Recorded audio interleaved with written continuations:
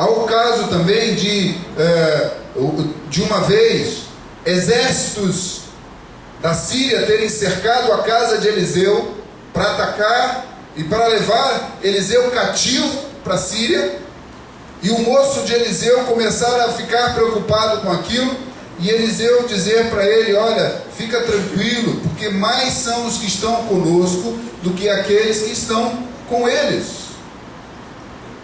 E aí simplesmente virou-se para Deus e falou: Deus, abre os olhos desse moço para que ele veja. E os olhos dele foram abertos, e ele conseguiu ver os exércitos de Deus cercando aquele exército inimigo. Sabe o que aconteceu? Todos os homens daquele exército foram atacados de cegueira, e eles não puderam seguir com o seu intento de prender Eliseu. Por quê? Porque a vida de Eliseu estava cheia do óleo de Deus, da presença do Espírito Santo na sua vida. Era algo natural para ele se envolver e se mover. E tem muito mais história de Eliseu aqui na Bíblia, que conta dessa dependência que ele tinha de Deus e dessa experiência cotidiana. Não era mais sobrenatural para ele.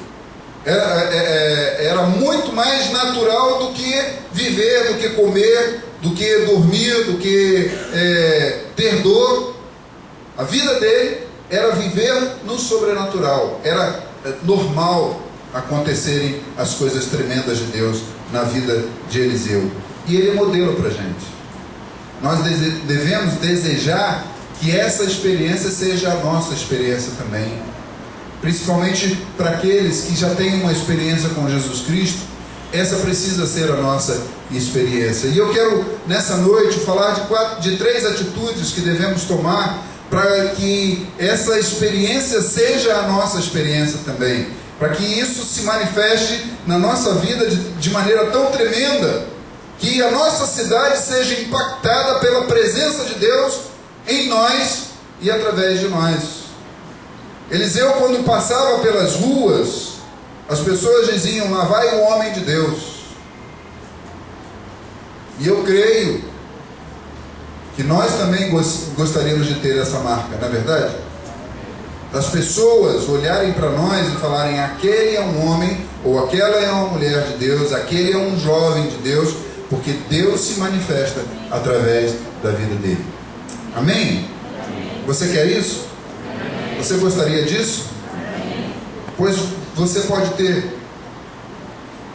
Então as atitudes, a primeira atitude nós encontramos no versículo 3, quando Eliseu diz assim: vai, pede emprestada vasilhas a todos os seus vizinhos, vasilhas vazias, não poucas.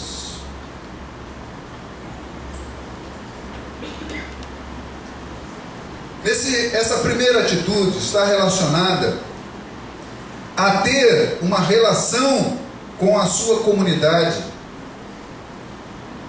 em que é envolvido pela comunidade para ser abençoado, mas também para abençoar a comunidade. Nós encontramos aqui o texto dizendo que Eliseu fala para aquela mulher procurar os seus iguais, os seus vizinhos, e pedir ajuda dos seus vizinhos naquela situação. Veja bem, e aí eu quero voltar um pouquinho. Naquele tempo, no tempo em que essa mulher existiu, a lei permitia que uma dívida fosse paga com os filhos. Então, se os pais tivessem contraído uma dívida muito grande, os filhos deles, se essa dívida não pudesse ser paga, os filhos desse homem podiam ser vendidos como escravos e ficar um tempo como escravos. Isso a lei permitia.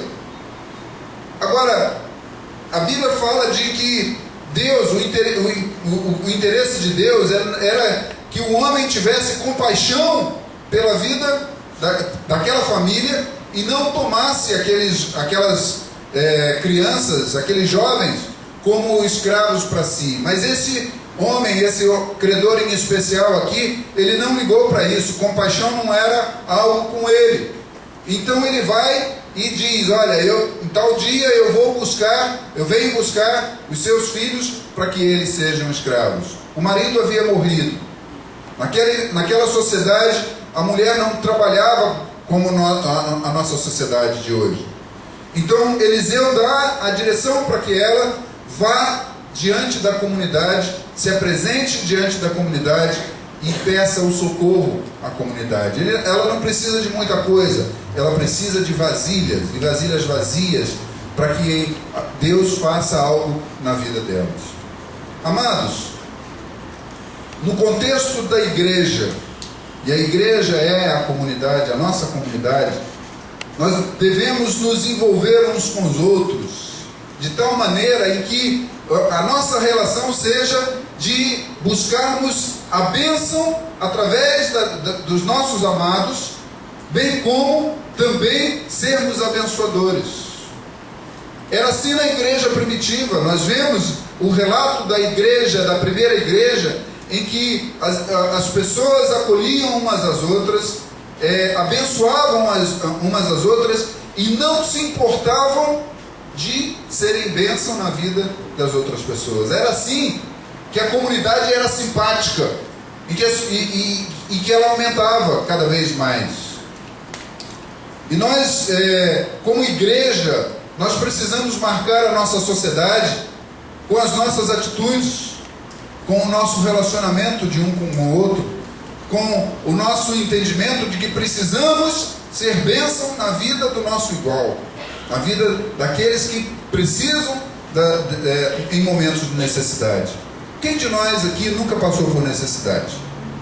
Pode ser que nós nunca tenhamos passado por necessidade financeira. Alguns de nós podem não ter passado por necessidade financeira.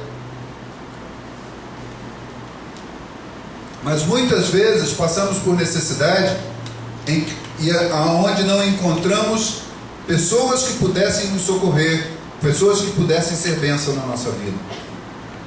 No contexto de igreja, essa deve ser uma das marcas principais da igreja. Uma marca de acolhimento, de ser uma igreja abençoadora, de ser uma igreja terapêutica, de ser um organismo vivo de Deus na vida da sociedade, mas principalmente na vida dos seus. Paulo diz que nós não devemos nos cansar de fazer o bem, em primeiro lugar com os de casa. Então nós precisamos ter essa marca de acolhimento. E a nossa igreja, a Igreja Nacional, de uma maneira especial, ela tem uma marca que pode ser de uma maneira muito especial na vida das pessoas, uma marca de uma igreja abençoadora. Nós somos uma igreja celular, uma igreja que está dividida em células, que tem células espalhadas pela cidade. E no contexto de célula, é muito mais fácil, é muito mais tranquilo trabalhar esse momento de bênção, esse momento de sermos abençoadores ou de sermos abençoados num contexto menor de igreja. Não são igrejinhas, mas são células da igreja que funcionam na casa de alguns irmãos e que naquele lugar pode ser um canal de bênção para a vida das pessoas. E tem sido. A maioria das células que nós temos tem relatado o mover de Deus na vida das pessoas. Hoje de manhã eu falei do irmão Marcos Carparo, que tinha conversado comigo a respeito de sinais tremendos de Deus que estavam acontecendo. E eu tenho certeza que em todas as células Deus tem se manifestado tremendamente, de uma maneira muito especial. São pessoas que estavam desempregadas e conseguiram empregos porque o grupo orou. São pessoas que estavam passando por necessidade e o grupo orou e Deus supriu a necessidade.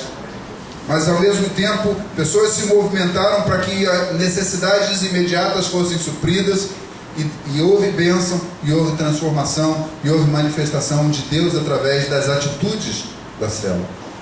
Então, nós temos um contexto de sermos abençoadores num momento menor, que não depende dos pastores da igreja, mas que acontece pela manifestação daquele que é líder e daquelas pessoas que estão envolvidas ali naquele contexto de célula, para abençoar, para remover algemas, quebrar grilhões, fazer trabalho de libertação.